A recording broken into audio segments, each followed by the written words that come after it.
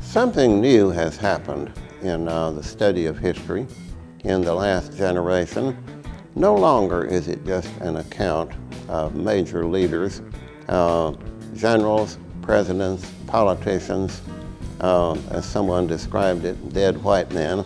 Instead, it is an interest with the richness and variety of culture, what life was like for ordinary people, how they made their living, how they celebrated, how they worshiped, what they ate, what they did when they got together, what life meant to them. It has so much more life and so much more substance of individual people. It is almost like traveling back to the Mississippi Delta 50 and 100 years ago. The University of Memphis is doing something that no other university has ever done or plans to do. And it fills a real niche, in my opinion, to study this very, very interesting and important section of the country.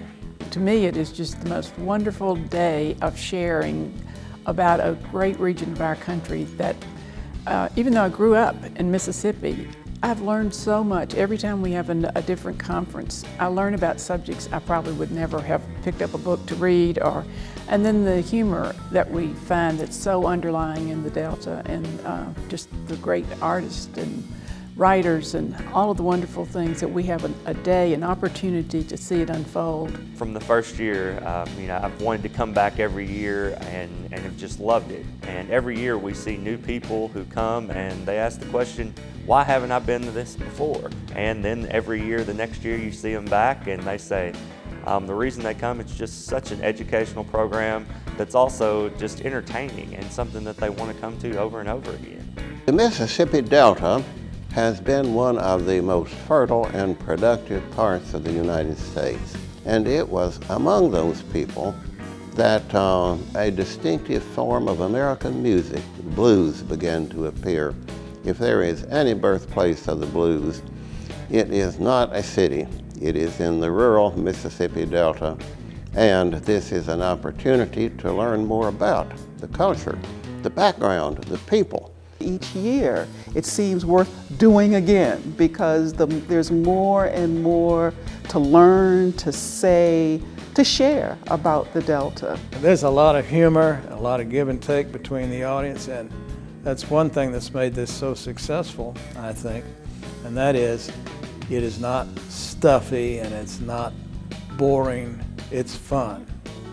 Having programs like the Delta Conference to bring people to the campus gives the community the opportunity to discover this jewel, to realize the riches that they have here in their own backyard, and to provide opportunities for the university and the community to connect in ways that they haven't in the past. This is going to be our 7th annual program this coming June 8th, 2012.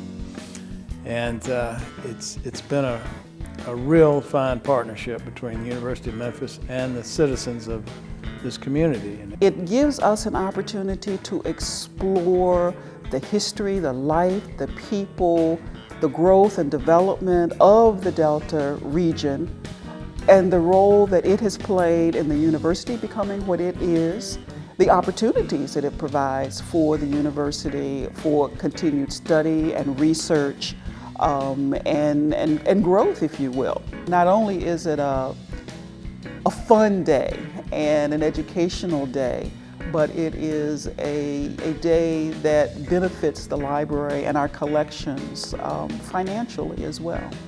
This year, I think what will be extremely interesting is we're going to have breakout sessions in the afternoon. So you'll have an opportunity to pick 2 different speakers that you would like to sit down with a group and discuss the topic with. And this is new. I think it will be different and it will add another dimension to the day instead of lectures in the afternoon. There's so many aspects of the Delta, its history and culture, and its ethnic makeup and racial makeup, and warts and all. And no, it's inexhaustible, and we're going to go on as long as the people want to hear about it. It's just hard to put your finger on it, but it is different. There's something. And that's what we're trying to explore, the history and culture of the Mississippi Delta.